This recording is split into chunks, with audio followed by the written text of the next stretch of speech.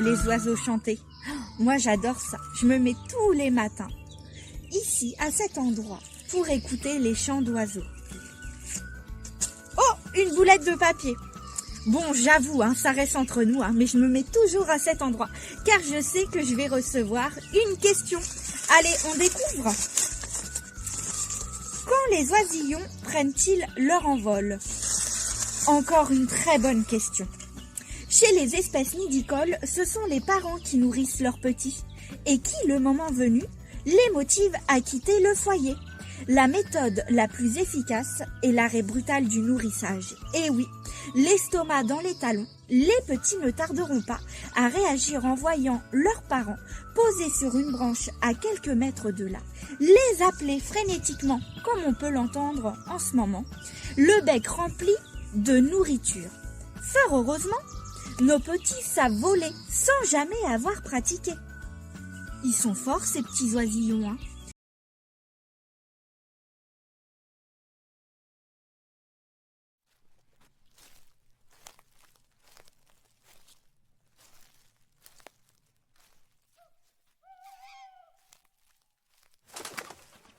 C'est quoi ces bruits? On ne voit rien la nuit, j'ai peur.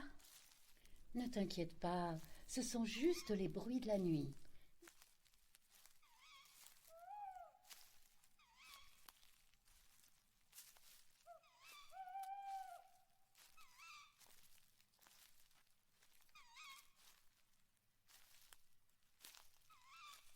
Mais je vois des loups, ou plutôt des loups-garous, debout contre le mur du cimetière. Tu les vois toi aussi?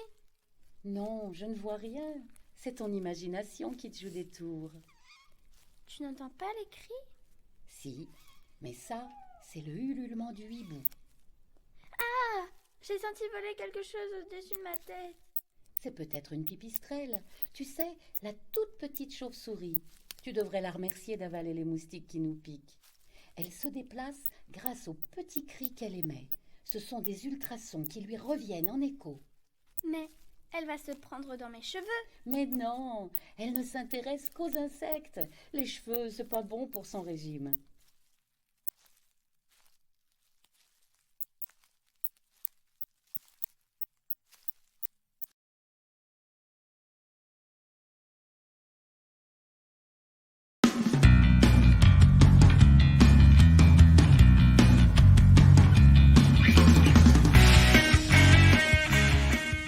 Alors avec cette maquette, on peut aborder plusieurs thématiques. Déjà celle de l'eau domestique, avec les eaux sales qui arrivent en station d'épuration, les eaux de pluie qui arrivent dans un bassin de stockage-rétention d'orage.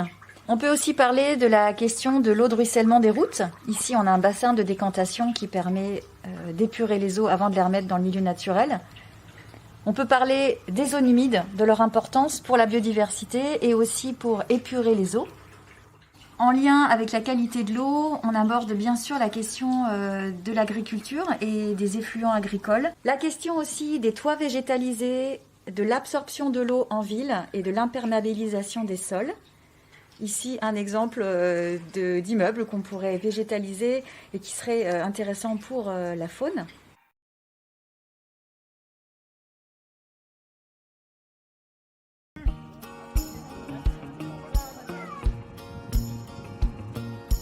Bonjour, je suis Chloé Dailly, directrice adjointe de l'association Au Fil de l'eau. Bonjour, je m'appelle Fayel Martini, je suis directeur de l'association Au Fil de l'eau depuis 2015. L'association Au Fil de l'eau existe depuis 1982. C'est une association d'éducation populaire et reconnue entreprise solidaire d'utilité sociale. L'association porte 2 chantiers d'insertion professionnelle et ses activités s'articulent autour de 4 piliers, à savoir la navigation, l'écologie rivière, l'animation en éducation à l'environnement et l'insertion professionnelle. On a le sentiment, nous, de s'inscrire dans la dimension de service public et de venir donc répondre à des problématiques liées à l'emploi, à des problématiques de mobilité douce, à des problématiques d'entretien des berges et donc d'environnement. Aujourd'hui, l'association est soutenue par différents types de partenaires, des collectivités territoriales, des institutions, des entreprises, des associations et puis des citoyens qui nous aident au jour le jour.